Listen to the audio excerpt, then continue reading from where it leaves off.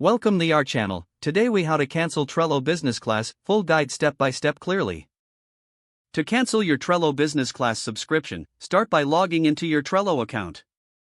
Once you're logged in, navigate to the top right corner of the screen. Click on your profile icon to open the account menu. From the drop-down menu, select Settings. In the Settings menu, look for the Billing tab on the left side. Click on Billing to access your subscription details. Here, you will see an overview of your current subscription plan. Locate the section labeled Business Class. Under this section, you will find an option to cancel your subscription. Click on the Cancel button to initiate the cancellation process.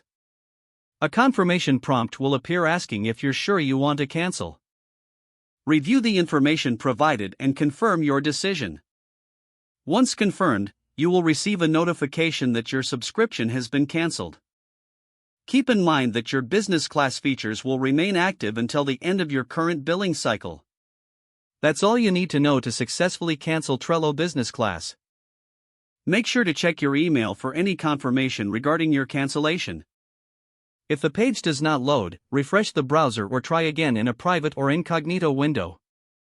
Make sure you are using the correct email address, then retype it carefully to avoid small typos. If your password is not accepted, use the reset option and create a new strong password you can remember.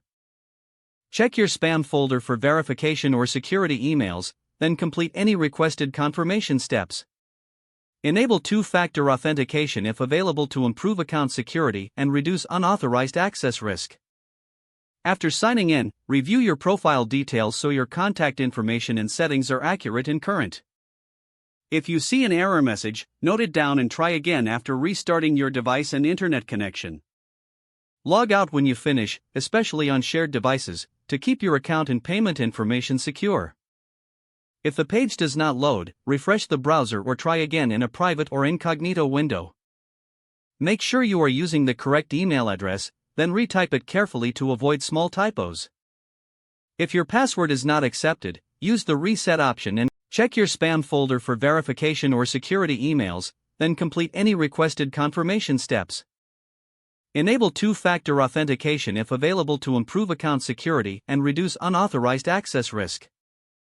After signing in, review your profile details so your contact information and settings are accurate and current.